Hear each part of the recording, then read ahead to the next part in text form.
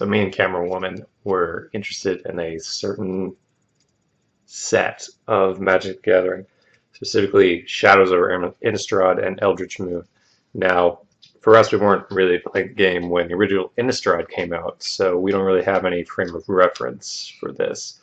A lot of people we talk to in Magic card shops talk about how Shadows Over Innistrad is an inferior whatever to the original Innistrad, but the original Innistrad and all its sets cost a lot to try to get, so we got interested in Shadows Over Innistrad. And at one point, she got a booster box and slowly opened it over time. And a lot of the decks I'm going to talk about from Shadows Over Innistrad involve those booster packs and a couple pre-formed decks. But this one is a clue deck. After opening all those boosters, I saw a lot of things that seemed to be revolving around clues and generating clues. So this deck revolves around Tamiyo's journal, which not only generates clues, but once you get enough clues, you can sacrifice 3 of them, search your library for any card, put it into your hand. Now, I have a different card in here, which under those circumstances would allow you to put that card immediately on the battlefield, but we'll get to that. So, under that thought, the heavy hitters in this one involve Nephilia Moondrakes. It's a flying 5/5. And kind of has aspects to stick around, and Ulvenwald Hydra. There's only one of these in the deck, and there only needs to be one because there's 3 Tamiyo's journals, and there's more of the other cards that help you find this, so there only needs to be one.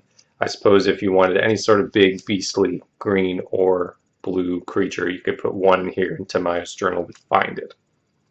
So, in order to generate those clues that the deck revolves around, I have a Tireless Tracker. I only have one. I didn't realize this card was worth a weird amount of money for a Shadows Over Innistrad card. And the only deck list I saw that had this in Modern didn't even involve clues. It's just, I guess it's just powerful, but if you put this down early, you're going to get clues. During Sleuth, once it transforms, could also be a thing to get clues. So there's that in here. I've got an Erdwal Illuminator, which, yes, helps you get more clues. I also have things that, Briarbridge Patrol. Not only does it generate clues, but if you sacrifice 3 when it's out there, it's the thing that puts a creature card on the battlefield. So you can find the thing, draw 3 cards, and put the thing on the battlefield all in the same turn if you have the right cards.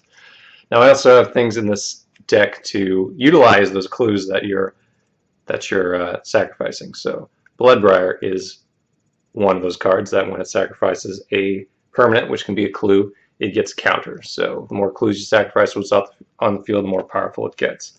I also have some Graf Moles that can gain you life, which is good because this deck is not aggressive in any sort of fashion. It's not going to do well in the beginning. It needs to stall a little bit till later. So sacrificing those clues and gaining 3 life is a good thing. I also have Confront the Unknown. This card essentially summons a clue, but then also puts counters on a creature for every clue you have. So essentially you can turn that massive clues you've been creating into a weapon for a turn, perhaps surprise somebody, perhaps deals a significant amount of damage, that sort of thing. Now since this is a blue-green deck, as you may have noticed, it does have access to some blue counter spells, including Deny Existence, which is apparently not a cheap form of countering, but it is one that I had used while playing this deck. If you know somebody's deck and you know they're going to have certain creatures at certain times, then it's nice to have Deny Existence and some of those counter spells. So this deck is not one for aggressive play. It does better over the long term in multi-person games, I've found. It's also got a decent amount of rares for a deck I would create, but it's certainly not competitive. But none of my decks are really. So let me know what you think.